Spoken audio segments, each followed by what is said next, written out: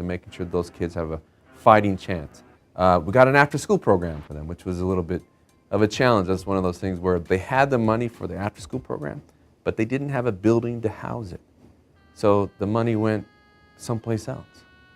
And I said, well, wait a minute, what do you need? How much money do you need for a building? And they told me, and I raised it, and we got them a building. And so now they have every year that money coming for after-school programs. The graduation rate went up from 2 out of 3, so a third were dropping out, to 8 out of 10. And all we did was make the place safe. Now, you might say that's not what a prosecutor should be doing. Well, I say that's exactly what a prosecutor should be doing to solve for the front end, because it's a lot more expensive on the back end. Morally, it's the right thing to do, but it's a lot more expensive too. And we're in tough budgetary times. This is the time for us to think smart about how we deal with our kids. And again, I think education is the way to go. Unless a school district in a city says, hey, we are going to make fair funding a priority. Number one priority, we're going to focus on that. If you don't do that, then you're kind of left to the whims of the needs of individual schools. And that's the way this district is, where they're reacting more to the schools. What happens is areas with more active parents, which typically are in your much higher income areas, are pushing harder on the system. They're demanding it. I'm down in Gompers or Markham down in Watts, kind of low income areas, and they've got chalkboards instead of whiteboards. That's just the reality of it. There's no way that would be accepted at schools in the Valley or in the West. It just wouldn't be accepted. Parents would say, absolutely not. Get whiteboards, get the right equipment, get technology, get books. And then the people at the school sites will push their local district, or they'll push the bureaucrats, and if there's enough push, they'll react to it. And you don't get that same kind of push down at the school sites in areas like Watts and like East LA. All schools should be great regardless of that input, but that is the reality of the way the system works today. There's a myth that parents in low-income neighborhoods don't want to get more involved. I've been working in Inglewood, I've been working in Watts, I've been working in East LA, close to 10 years in this stuff.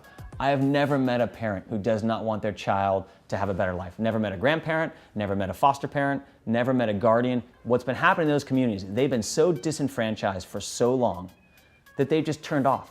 If you invite them to come back in, they will get involved. If you are thoughtful about the circumstances that people live in, that there's a lot more single family homes, that there's a lot more two-job homes, that there's a lot more broken homes, and you think about how to, given those circumstances, to still actually embrace and include them, they'll get more involved.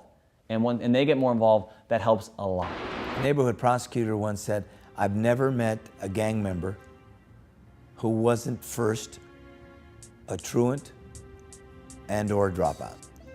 If you look in our prisons today, the vast majority of people in our prisons are either dropouts or can't read and write. There is a connection between a lack of education, a lack of self-esteem, and the kind of negative things we see going on in our communities. I've been fighting this fight and fighting whoever wants to fight. Because I've had people tell me, you can't come into my community, you can't do this, you can't do that. And I said, I hear you. You go to the View Park. You know, there's the Challenger School. The man that founded the Challenger Boys Club, Lou Danzer. These are kids, they come in, it's like prep school. These kids come in and they got their uniforms, and every one of them know they're going to college, and they graduate every kid in that school.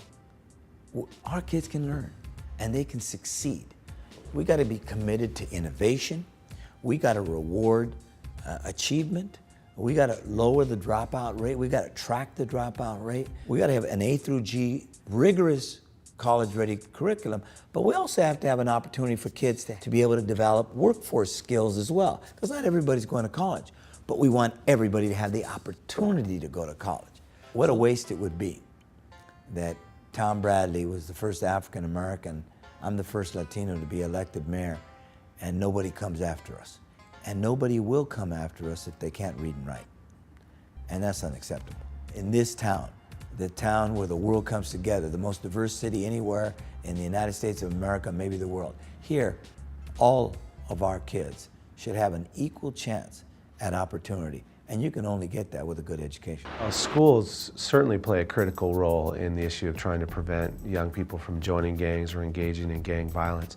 I think if you look at, in many of our neighborhoods that might be economically challenged, in some cases, the only public infrastructure that exists is a school or maybe a rec and park facility. We figure out how we transform public schools in some of our toughest neighborhoods into not just only the center for learning in those neighborhoods, but really the hub for all the activities that take place in those communities. It makes no sense to me that we would have, especially with the school construction program that we've embarked on, some of the most beautiful facilities we have in some of our toughest neighborhoods are the public schools. You know, if we're only using those public institutions from 7 in the morning until 5 or 6 o'clock at night, Monday through Friday, and then not using them in the summer, except for some, minimal remedial education, it seems like we're missing an opportunity to use a very important public asset that could be used in the non-traditional school hours and on weekends to provide the other kind of community-based activities that would help engage young people in the non-school hours.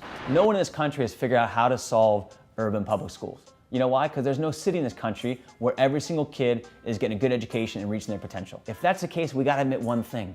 We don't know all the answers. And when you don't know the answers, what do you need to do? You need to make sure that people are respectful, are learning, are working with each other to try to find the answers.